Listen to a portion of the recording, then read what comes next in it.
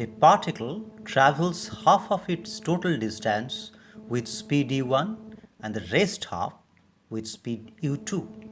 We have to find out the average speed of the particle during the complete journey.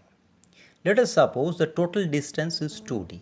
So its half d is traversed with speed u1. So time taken by the particle to travel distance d is d by u1, and the next distance d is traversed in with speed u2.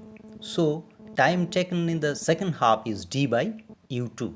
So total time taken is d by u1 plus d by u2. So average speed is total distance 2d divided by total time d by u1 plus d by u2. So average speed after simplification is 2 u1 u2 divided by u1 plus u2. In the second problem, a person walked up a stationary escalator in time t1.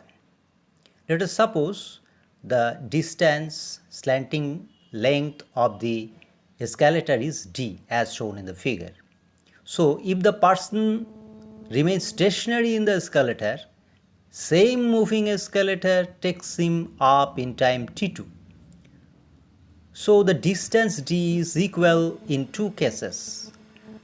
The question is, what will be the time taken by him to walk up on the moving escalator? So here the velocity is sum of two velocities. First velocity v1 is velocity of the person, which is d by t1, and the velocity of the escalator is v2 equal to d by t2. So when person is walking up in moving escalator, the velocity will be sum of these two velocities v1 plus v2. So time taken will be distance d divided by v1 plus v2. Putting the values of v1 and v2, we get t equal to t1 t2 divided by t1 plus t2.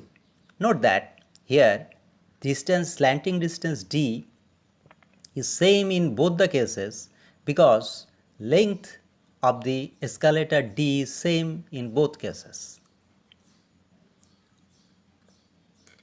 In problem 3, a particle moves a distance x in time t.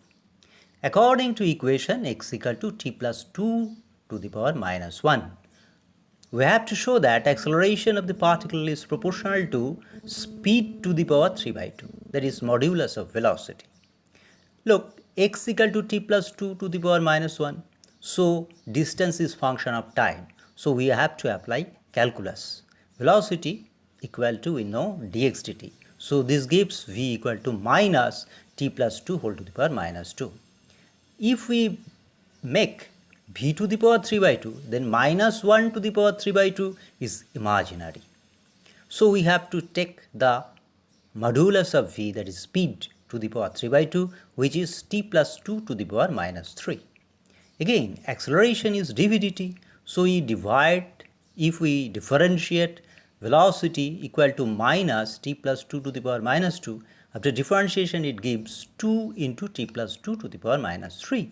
But t plus 2 to the power minus 3 is speed to the power 3 by 2, so acceleration is proportional to speed v to the power 3 by 2, that is modulus of v to the power 3 by 2.